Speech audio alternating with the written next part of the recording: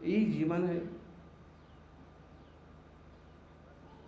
अब इसके आगे का रास्ता अगर सूझ गया तो या तो अपने कर्तव्य पूरे कर करके अध्यात्म के रास्ते चलो, या फिर जिम्मेदारियां तो कोई और संभालने वाले हैं तो सबको हाथ जोड़ करके और धर्म के रास्ते, वीतरागता के रास्ते चलो, जहां पर दुनियादारी के संघर्षों का कोई ज्यादा लेना देना नहीं है। लेकिन अगर ना समझ है तो यहां आके भी संघर्ष पैदा कर लेंगे।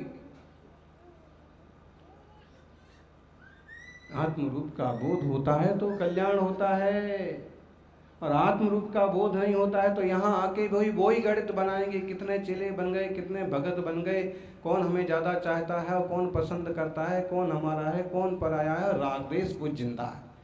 जब राग देश जिंदा है तो साधुता का मार्ग प्रारंभ नहीं हुआ जी। बताइए, वीतरागता है, साधुता है।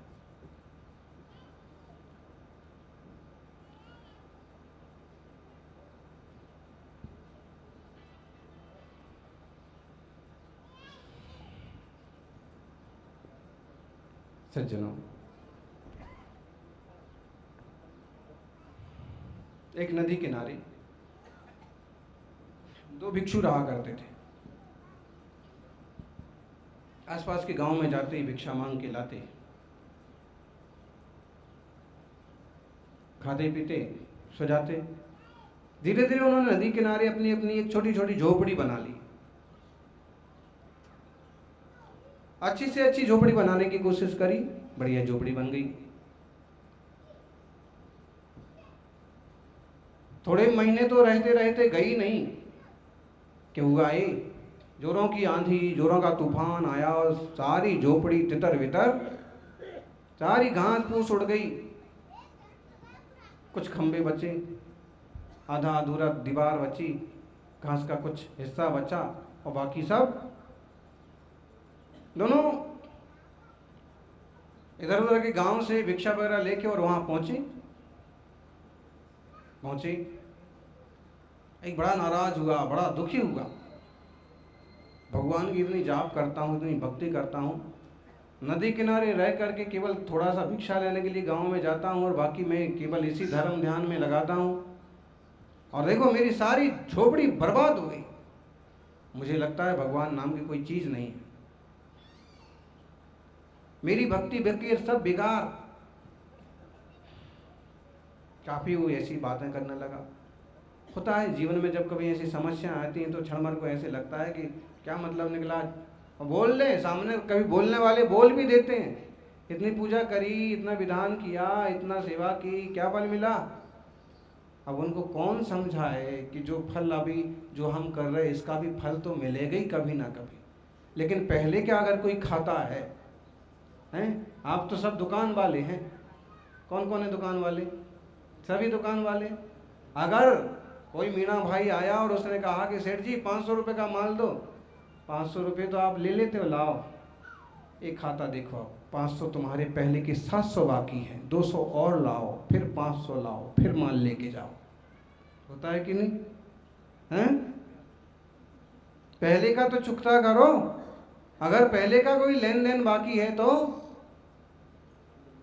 पहले वो तो करो। कर्म सिद्धांत अन्याय नहीं करता किसी के साथ। जो आपने किया है, जो अपने इस जीव ने कभी किसी जन्म में कर रखा है तो भोगना पड़ता है, उदय में आता। मुझे कुछ नहीं समझ में आया, बस वह तो जो मुंह में आया सो बोलने लगा। कोई मतलब नहीं है इस भक्ति का, सेवा का, और मेरी इस प्रार्थना का यही पुरस्कार है क्या? इतने में दूसरा भी आ गया पास में और उसने भी देखा कि सब गायब, सब गड़बड़ है। सिर्फ एक दो टट्टियाँ खड़ी हैं, एक दो घास की दीवारें खड़ी हैं, बस। वो तो बड़ा खुश हुआ, नाचने लगा। ये जो पहले आ गया था ये सोचने लगा कि पागल हो गया, ये तो महीने भर इतनी मेहनत से इसको बनाया था और इसको ये सब, इसका आशियाना उजड़ गया है तो ये पागल हो गया। उसने कहा अरे पागल मत हो। उसने कहा मैं पागल नहीं हूँ, मैं खुश हूँ। अरे तेरी झोपड़ी उड़ गई, तू खुश है? उसने कहा झोपड़ी उड़ गई इसलिए खुश नहीं, मैं अपनी भक्ति से खुश हूँ, अपनी सेवा से खुश हूँ, अपने जाप से खुश हूँ, और मुझे पूरा भरोसा है कि भगवान हैं, वास्तव में भगवान हैं। लेकिन महावीर स्वामी की जो अवधारणा है, प्रभु हैं, प्रभु किसी का अच्छा बुरा कुछ करते धरते नहीं। फिर प्रश्न आता है कि हम सेवा पूजा क्यों करते हैं, भक्ति क्यों करते हैं, जाप क्यों करते हैं? वो हम इसलिए करते हैं हमारी शांति के लिए, हमारे पुण्य के वर्धन के लिए, और जिस रास्ते से प्रभु गए हैं, जो उन्होंने पाया है, वह हमें भी समझ में आए, हम भी वो पाएं, इसलिए करते। समझ में आ रहा? पूजा क्यों कर रहे जी? दोषी जी, निर्दोष बनने के लिए पूजा कर रहे हैं। आत्मा निर्दोष बने इसलिए पूजा कर रहे हैं।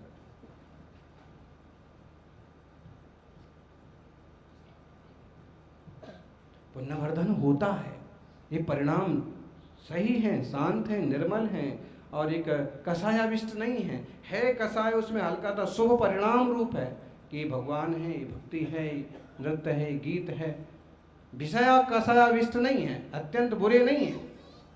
पुण्य का अर्जन होगा, शुभ परमाणु आएंगे।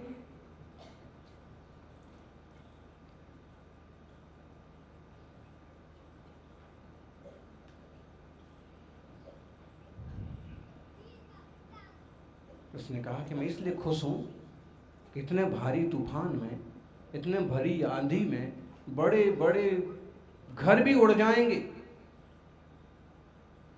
महलों के छज्जे भी टूट जाएंगे, और अपनी तो केवल झोपड़ी उड़ी है, और उसमें भी आधी अधूरी बाकी है। इसलिए खुश हो रहा हूं कि भगवान है, और देखो हमारी झोपड़ी आधी तो बची।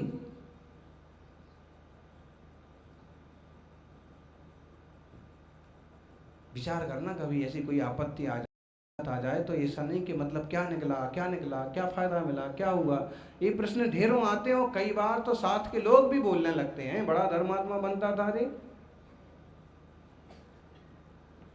लेकिन अभी हताश नहीं होना। क्यों? क्योंकि कम से कम वैसी स्थिति में आपके पास एक अपना छोटा मोटा परिवार तो है, कोई तो साथ रहने के लिए तैयार है, कोई तो बात करने के लिए तैयार है, कुछ नहीं छोटा सा एक आशियाना तो है, अथवा कुछ नहीं तो एक धर्म ध्यान का आसरा तो है।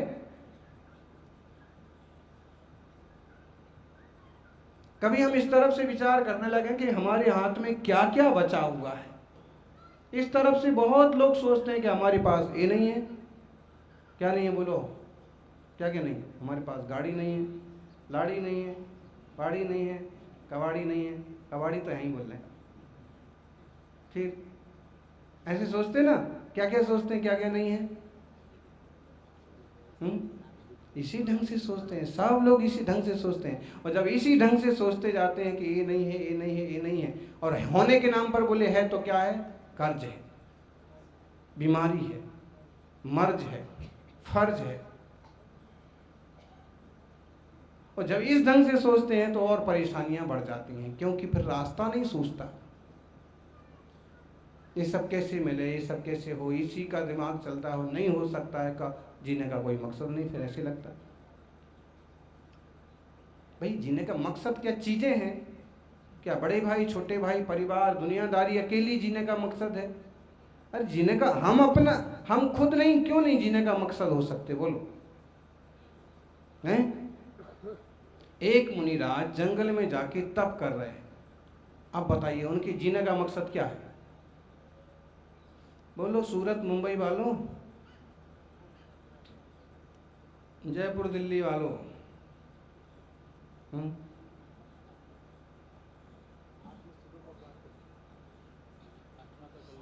अभी यहाँ ले लो, जंगल छोड़ो, यहाँ क्षेत्र पर मुनिराज हैं, त्यागी तपस्या कर रहे हैं, सब अपने अपने जाप चिंतन लेखन में सब मगन है। इनकी जीने का मकसद क्या है? अरे हम भी तो कोई जीने के, हम अपने लिए भी तो कोई जीने का मकसद होना चाहिए ना, कि अकेले दूसरे के लिए जीना है कि वो है तो जिएंगे, वो कुछ करना है तो जिएंगे, दुकान चलाना है तो जिएंगे, बच्चे करना है तो जिएंगे, पत्नी है तो जिएंगे, बड़े भाई हैं तो जीना है, पिताजी हैं तो जीना है, छोटे भाई हैं तो जीना। ये सब बात है। संसारी के लिए सब होना चाहिए, कोई बात नहीं है, एक ग्रस्त है, अच्छा भरा पूरा परिवार हो। लेकिन अगर कुछ नहीं हो पा रहा है तो क्या सिर्फ यही मकसद रहा? ये मकसद नहीं है कि मैं खुद आनंदित तो मैं खुद शांति से कैसे जीऊँ? मेरे जीवन का भी विकास कैसे हो, ये नहीं हो सकता है मकसद। कई बार बड़े बुजुर्गों को भी लगता है, बेटे की शादी हो गई, बेटी अपने घर चली गई, दुकान बेटे को सौंप दी, बगैर अब रिटायर हो गए, अब तो अपने जीने का कोई मकसद नहीं रहा। ऐसे उदास उदास दुखी दुखी रहने लगते हैं। ऐसे दुखी दुखी रहने की बजाय कम से कम धर्म ध्यान में चित्त लगाओ ना।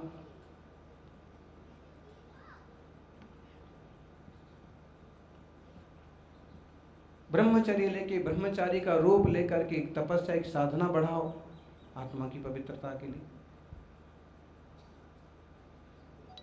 हमारा भी अपना भी मकसद होना चाहिए। सबके बीच में रहें तो भी मकसद हो कि सब सुखी रहें, इन सबकी मैं हेल्प कर सकूं। उसके साथ एक अपना भी होना चाहिए कि मुझे भी आत्म विकास करना है, आत्मशुद्धि करना है। मुझे केवल इसी चीज़ों में उलझ करके दुखी नहीं होना है। ये सब जिम्मेदारियों से मैं फारिग हो जाऊं, निपट जाऊं तो मैं भी क्षुल्लक के व्रत लूंगा। नहीं व्रत नहीं लूंगा तो एकांत में धर्म ध्यान, तीर्थ पर, गुरु सेवा में ऐसे स्वाध्याय चिंतन शांति से समय बिताऊं। कितने सारे परिवार यहाँ पर मुनि संघ की सेवा में तत्पर हैं, जुटे हुए हैं। अब देखा जाए तो उनका आम गृहस्थी का समय और संघ सेवा का यहाँ का समय, इसमें दोनों में अच्छा कौन सा समय है? ज़्यादा सुख और आनंद और सुकून किस में मिल रहा होगा?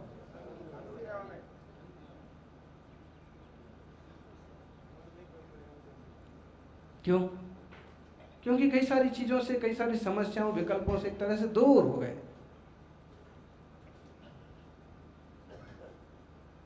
लेकिन फिर वही जब याद आता है घर और दुकान, फिर जाना पड़ता। लेकिन अपन इतना थोड़ा सा जरूर समझ लें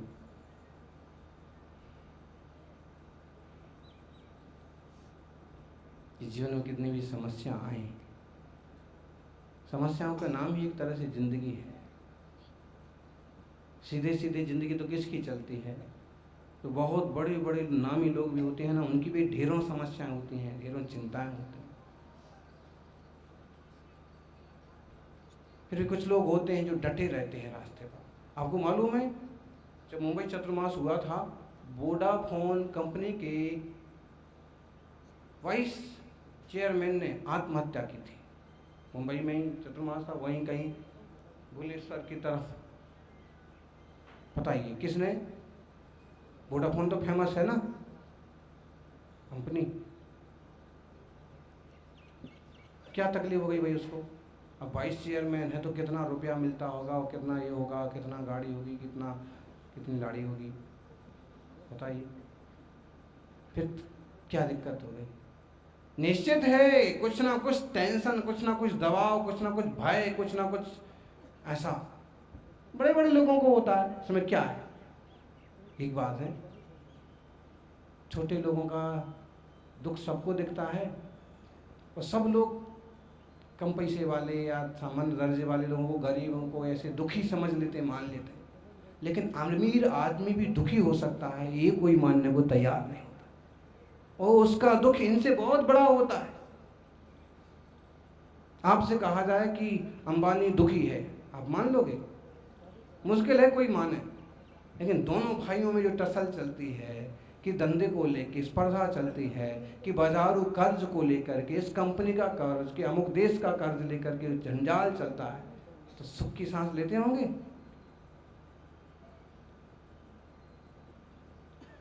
बोलो।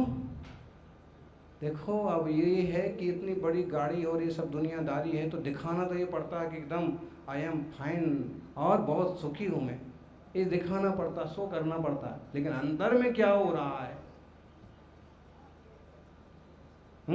बोलो। उनकी माँ सुखी होगी? होगी, हो सकती है सुखी, लेकिन कोई भी माँ, बच्चे लड़े संपत्तियों को लेकर के उठापटक करें और परिवार बदनाम हो, कोई माँ सुखी होगी? यूं फोटो में भले दांत निकलते हुए हंसते हुए दिख जाएंगे, लेकिन अंतरंग में क्या चल रहा है? इसलिए ये सारे बाह्य पैमाने सुख के साधन नहीं हैं। सुख और सुकून आपकी सोच में, आपके अंतर में निर्भर करता है।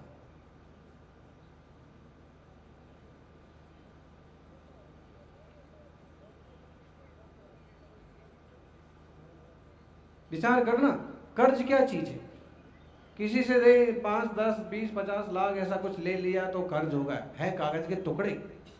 और कहीं से कहीं किसी तरह से मिल गए और वापस मिल गए कि किसी और को हमने दे दिया तो हमारा कर्जदार हो गया। देखा जाए तो ये केवल व्यवहारिक नाटक है। आप देख लीजिए, तालिबान में इतना सारा जंजाल होगा, कितने सारे लोग अपना करोड़ों रुपया छोड़ के भाग गए, और कितने सारे लोग एक दूसरे से वसूलना तो ठीक है, पहले अपनी प्राण तो बचाओ। इसका मतलब है कि संपत्तियों की, चीज़ों की कीमत तभी तक है जब तक कि उसके योग्य वातावरण है। मुंबई समुद्र किनारे बंगला खरीदना है, कितने का मिलेगा? नहीं, हमको खरीदना नहीं है, ऐसे ही पूछ रहे हैं। बोलो, मान लीजिए विनोद को खरीदना है, मान लो, कितने का मिलेगा? बोले कि हाईएस्ट मिलेगा, होगा इतने अरब लग जाएंगे, ये लग जाएगा, वो लग जाएगा।